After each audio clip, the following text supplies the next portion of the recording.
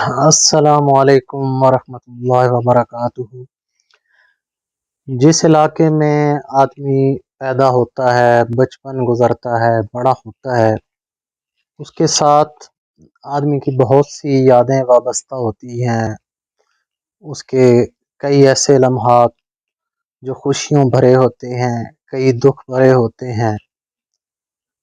وہ ساری چیزیں ایسی ہوتی ہیں، وہ دوستیاں، وہ رشتے، کہ وہ آدمی زندگی میں اپنی زندگی میں کہیں بھی چلا جائے، اس کی عمر کتنی بھی ہو جائے، وہ چیزیں یا وہ واقعات کچھ ایسے ہوتے ہیں جو کہ آدمی بالکل کبھی بھی نہیں بھلا سکتا۔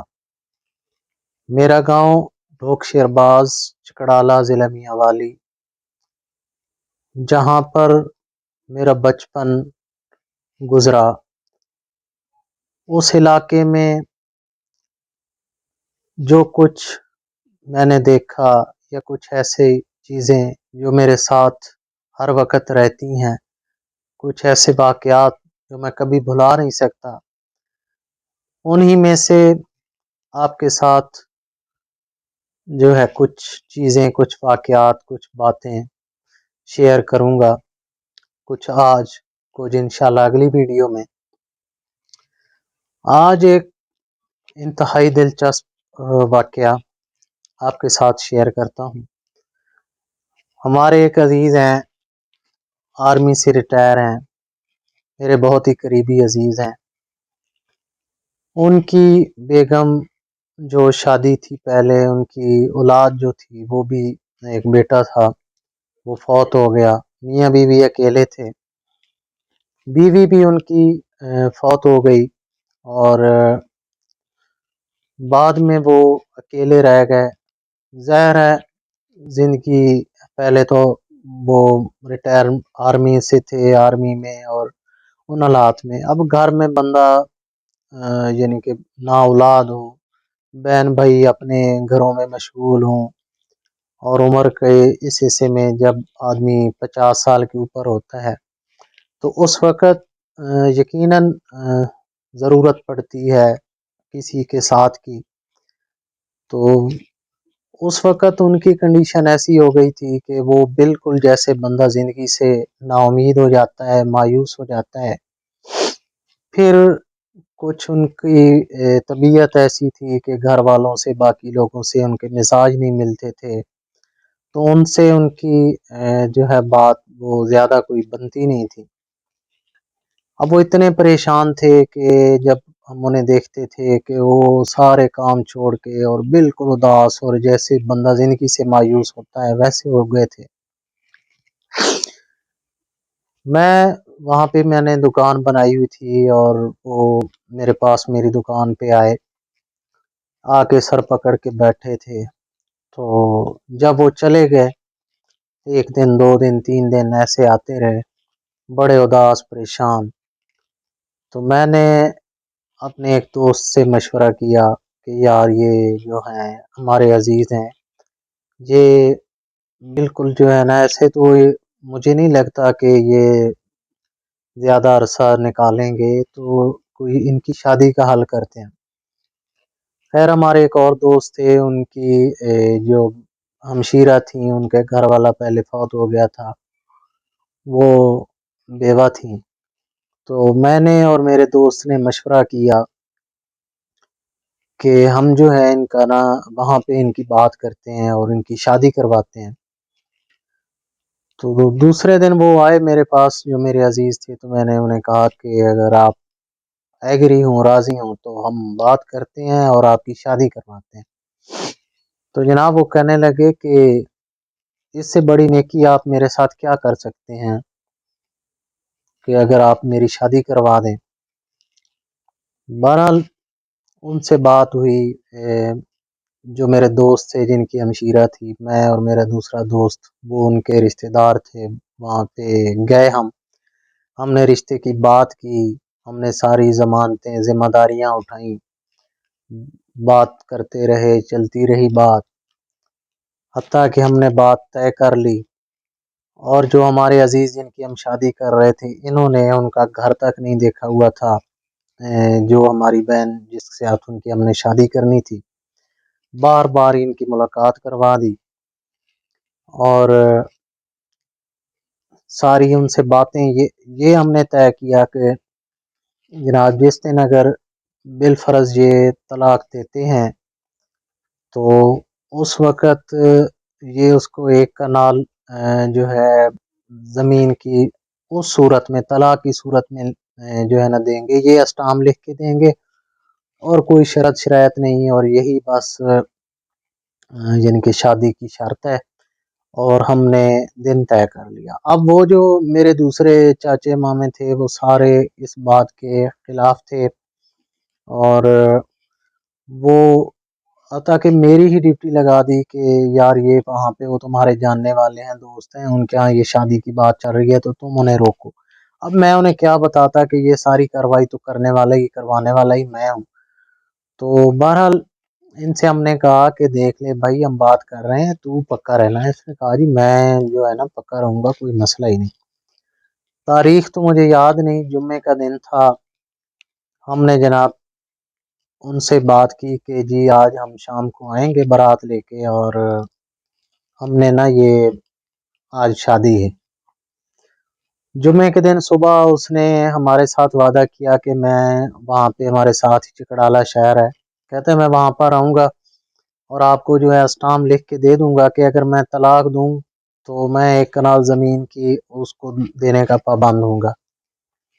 اچھا جی، اب کرنا ایسا ہوا کہ جب ہم چکڑالہ شہر میں پہنچے تو وہاں پہ ہمارے اور عزیز رہتے تھے، انہیں کہیں سے سنگن ہو گئی، تو انہوں نے جناب اس کو قابو کر لیا۔ اس نے کوئی اسٹام لکھا لیا، جو بھی تھا وہ بھی انہوں نے ان سے لے لیا۔ بہرحال جیسے کیسے جمعے کی نماز کا وقت ہوا، جمعے کا نماز پڑھنے کے بعد ہم اس سے رابطہ کرنے کی کوشش کرتے رہے، لیکن اس کا فون نمبر جو ہے وہ بند، یا اٹینڈ نہ کرے پہلے، یا کسی ٹائم بند ہو۔ ہم بڑے پریشان کہ شام کو 4 بجے کا ہم نے ٹائم دیا ہے، اور ان سے کہا تھا کہ ہم 4 بجے آ جائیں گے، اور آپ انہوں نے اپنی جو قریبی لوگ تھے، برادری تھی، انہیں بھی سب کو بلایا ہوا تھا، اور ہم 4 بجے کیا، ہم 2:30-3 بجے سے ہم رابطہ کرتے کرتے، اور ہمارا جو ہے کوئی ان سے رابطہ ہی نہ ہو، دلہا صاحب غائب ہو گئے۔ اب جہاں پہ ہم نے شادی کرنی تھی وہ بھی ماشاءاللہ جو چکڑالہ کے لوگ ہیں، یا وہ میاں والی کے، وہ جاتے ہیں یہ جو کالا باغ اور پٹی اور یہ علاقے، تو وہ تو وہاں پہ ویسے وہ اشتاریوں کی اور مفروروں کی پناہ گاہ ہے، اور ہمیں یہ تھا کہ آج اگر یہ گم ہوتا ہے تو بھائی انہوں نے تو ہمیں زندہ نہیں چھوڑنا، کہ یہ تو بہت غلط بات ہو گئی کہ وہاں پہ وہ سارے لوگ تیار ہیں۔ 12 کرتے کراتے 3 بج گئے، 3 بجے تک ہمارا ان سے کوئی رابطہ نہ ہوا۔ پھر جب ہم نے دوبارہ بات کی تو ہمارے ایک اور ان کے بھائی ہیں، ہمارے بھی چاچا یا ماموں کہہ لو، چاچا کہہ لو، میری والدہ اور والد کے کزن ہیں، تو انہوں نے فون اٹھایا، تو ہم نے کہا جی وہ فوجی صاحب سے بات کرواؤ۔ تو فوجی صاحب سے بات کیا کروانی تھی، انہوں نے کہا جی نہیں نہیں، وہ تو اب شادی وادی نہیں کرتے، تو وہ ہماری طرف سے تو جواب ہے، اور فون بند کر دیا۔ ہم نے کہا یار بات تو کروائیں، دوبارہ کال کی، بات تو کروائیں، کہتے ہیں نہیں بھائی وہ بات نہیں کرتا، بس ختم۔ ہم بڑے پریشان، شاید مجھے نہیں لگتا کہ زندگی میں کسی اور دن کسی وجہ سے اتنی پریشانی بنی ہو۔ آپ لوگ خود تصور کر سکتے ہیں، سوچ سکتے ہیں کہ ایک وہاں پہ برادری بلائی ہوئی ہے شادی کے لیے، گھر میں تیاری ہوئی ہے، اور اچانک جب پہنچنے کا ٹائم ہے وہاں پہ وہ ہمارے دلہا صاحب غائب ہو گئے۔ تو بہرحال میں نے اور وہ جو میرے بھائی دوسرے دوست کے ساتھ ہم نے مشورہ کیا، وہاں سے ہم چکڑالہ سے واپس اپنے گھر آئے۔ جب ہم وہاں پہ پہنچے تو ہم نے دیکھا کہ وہ سر پکڑ کے فوجی صاحب بیٹھے ہیں، ان کی بھی دکان تھی روڈ پہ، تو ہم نے خیر ان کو بلایا، ہم نے کہا یار تو اچھا بندہ ہے، ہم 2 مہینے سے ہم تیرے لیے باتیں کر رہے تھے، تو اسے ساری باتیں طے کر لی، اور اب جب این وقت ہوا تو جناب وہ ادھر چھپ کے بیٹھ گیا. کہتا ہے یار وہ بس کیا کروں بھائیوں نے یہ ہم نے کہا بھائی بھائیوں نے کی بات نہیں ہے, اب تو نے ہمیں تو وہ زندہ نہیں چھوڑیں گے, تو جو ہے بھائیوں کے چکر میں پڑا ہوا ہے تو مہربانی کر. کہتا ہے جی وہ تو آئیں گے نہیں میرے ساتھ بارات پہ. ہم نے کہا بھائی تو ہم ہی بھر بارات کا ہم خود بندوبست کر لیتے ہیں, ہماری جان پہ بنی ہوئی ہے, ہم باراتی خود ہم ڈھونڈتے ہیں, بس تو ہمارے ساتھ جو ہے تیار ہو جا, ہم کر لیں گے کوئی مسئلہ نہیں. خیر ہم نے ایک کام کیا کہ ہم نے اس کو وہاں سے جو ہے نا جانے نہیں دیا, اپنے پاس ہی رکھا. اب ایک وہاں سے ہم نے ایک تو اس کو قابو کر لیا, دوسرا ہم نے وہاں پہ جناب گاڑی شاہزور ایک بلا لی, ایک کار بلا لی ہم نے وہاں پہ فون کر کے, وہاں پہ روڈ پہ آ کے کھڑے کر دیے اور اسے کہا کہ یہاں پہ ہمارے سامنے ہی فون کر اپنے سب بھائیوں بہنوں کو کہ اگر آنا ہے تم لوگوں نے تو آ جاؤ, ورنہ جو ہے ہم لوگ میں جا رہا ہوں, پھر بعد میں یہ نہ کہنا. بہرحال ایک تو یہ ہوا کہ جب اب انہیں بھی پتا چل گیا کہ نہیں اب یہ جو ہے نا قابو سے باہر چلا گیا, تو انہوں نے کہا کہ ٹھیک ہے آپ جو ہے نا تھوڑا سا ٹائم دو, ہم تو کپڑے وغیرہ تو کوئی استری بستری کر لیں, کوئی تیاری کر لیں, پھر ہم جو ہیں وہ جاتے ہیں. تو بہرحال اس نے کہا, ہم نے کہا کہ تو ادھر ہی بیٹھے گا, وہ آ جاتے ہیں پھر چلتے ہیں. خیر وہ سارے جلدی جلدی تیار ہوئے بیٹھے. اب مسئلہ رہ گیا کہ ہم نے کہا تھا کہ نکاح کے ٹائم ہم وہ اسٹام دیں گے کہ جی یہ طلاق اگر دے گا خدا نہ خواستہ تو وہ 1 کنال زمین جو ہے اس کی جو ہے نا عورت کے نام کروائے گا. اب صبح جو اس نے اسٹام لکھوایا تھا وہ تو انہوں نے پھاڑ دیا تھا. اب ہمیں یہ مصیبت پڑ گئی کہ جی وہاں پہ تو وہ کیونکہ وہ بھی ہمارے عزیز ہی تھے, دوست تھے, رشتہ دار, جو میرے ساتھ بھائی تھے ان کے رشتہ دار تھے, لیکن مسئلہ یہ تھا کہ وہ لوگ کوئی ایجوکیٹڈ نہیں ہے, وہاں پہ ماحول ایسا ہے کہ وہ بس جو ہے نا ان کو یہ باتیں اس طرح کی سمجھ نہیں آتی, تو وہ تھوڑی سی بات پہ مار دھاڑ قتل و غارت اور اس طرح کی باتیں ہو جاتی ہیں. تو ہم تو پریشان کریں کا اسلام کا کیا کریں. خیر ہم نے وہ جو میرے ساتھ بھائی تھے اس کے بڑے بھائی سے بات کی, ہم نے کہا یار اسٹام ہم لکھوا لیں گے, لیکن اب مسئلہ یہ ہے کہ یہ صورتحال بنی, ہم نے تو دولہا صاحب کو بڑی مشکل سے قابو کیا ہے, تو تم ایسے کرو ہم انہیں کہیں گے کہ جی ہم نے اسٹام اس کے پاس رکھوا دی ہے, تو اگر تم سے پوچھیں تو تم یہ کہہ دینا کہ بھائی ہاں میرے پاس ہے, تو بعد میں جب ظاہر نکاح آج کا ٹائم تو گزاریں پھر ہم جو ہے نا وہ کر لیں گے. بہرحال اب وہ اس کو بھی پتا چلا یہ پھنسا, اس نے کہا میں نے تمہیں کہا تھا کہ اس کی شادی کرواؤ, اتنے ہیں تم جو ہے جا کے نیکیاں کرنے کا تم کو شوق ہے, تو میں تو بھائی نہیں کہوں گا. بہرحال منتیں ترلے کر کے جناب ہم نے وہ اس کو راضی کر لیا. اب وہ اس وقت جو ہماری کیفیت تھی, جو ہمیں پریشانی تھی, اب وہ یعنی کہ ہم بیان نہیں کر سکتے, ہماری جان اٹکی ہوئی تھی. میں یہ لگ رہا تھا کہ آج یہ جو ہے نا شاید رات تک ہمارے ساتھ پتہ نہیں کیا ہو جائے. بہرحال 4 بجے کے بجائے تقریباً 6 بج گئے ہمیں وہ تیاریاں ویاریاں کرتے, تو وہ ہمیں کہہ رہے تھے, تو ہم کبھی کوئی بہانہ لگائیں جی وہ ہمیں مولوی نہیں مل رہا, کبھی ہم کہیں جی ہمارا یہ مسئلہ ہو گیا, ہم آ رہے ہیں جی آ رہے ہیں, یہ کرتے کراتے تقریباً جناب 6 بجے ہم جا کے تو وہاں سے جو ہے نکل گئے, برات نکلی. اور میرے اور اس کے علاوہ جو میرے ساتھ دوسرا بھائی تھا, ہم دونوں کے علاوہ پوری برات نے وہ جو لڑکی والے تھے ان کا گھر بھی نہیں دیکھا ہوا تھا. پھر اب وہ کیونکہ انہوں نے پورا زور لگایا تھا سب نے کہ یہ شادی نہ ہو اور طرح طرح کی باتیں, تو وہ ڈر بھی رہے تھے کہ یہ ہے وہ ایسے کہیں پریشانی بن جائے گی, پتہ نہیں وہ لڑ نہ پڑیں, کیونکہ وہ لوگ کچھ اور طرح ان کی جو ہے مشہوری تھی. بہرحال کرتے کراتے ہم تقریباً جناب 7 7:30 بجے جا کے وہ ہم برات لے کے وہاں پہ پہنچے, اور بہرحال اللہ کا شکر ہے کہ وہ وہاں پہ سارے معاملات ٹھیک ٹھاک ہو گئے, اور 10 بجے 10:30 بجے ہم واپس دلہن لے کے گھر آ گئے. اور اس کے بعد وہ بھائی جو ہمارے عزیز تھے فوجی صاحب, وہ اتنے خوش کہ حد سے زیادہ ان کو یوں ان کے لیے تو یہ تھا کہ ان کو نئی زندگی مل گئی. ان کی جو پہلی ہماری وہ خالہ تھی رشتے میں یا پھوپھی کہہ لیں، وہ بیمار رہی ساری زندگی، تو یہ تو ان کی خدمت ہی کرتے رہے. انہوں نے خود ان کی خدمت اس نے بیچاری نے کیا کرنی تھی. اور بیٹا ہوا تو وہ معذور تھا، اس کا بھی یعنی کہ بس ساری زندگی ایسے ہی، اور بہت نیک بچہ، اور لیکن بہرحال معذور تھا، وہ چل نہیں سکتا تھا. تو ساری زندگی وہ بھی مسئلہ، وہ تو بس اس کی زندگی تھوڑی تھی، اس کو وہ اس دنیا سے چلا گیا. تو بہرحال یہ بڑے خوش ہوئے. اور جو بھی ملنے جا رہا ہے جی مجھے بڑی ریاض کو دعائیں دو جی، ریاض کو اس نے میرا بھلا کیا، اس نے میری نئی زندگی بنا دی، میرا گھر بسا دیا. اس کے بعد ہفتہ گزرا، تو ہفتے بعد آ کے کوئی چھوٹی سی بات ہوئی، اور میں بیٹھا تھا. اس نے اڈے سے وہاں سے بانافے جی سے گوشت منگوایا.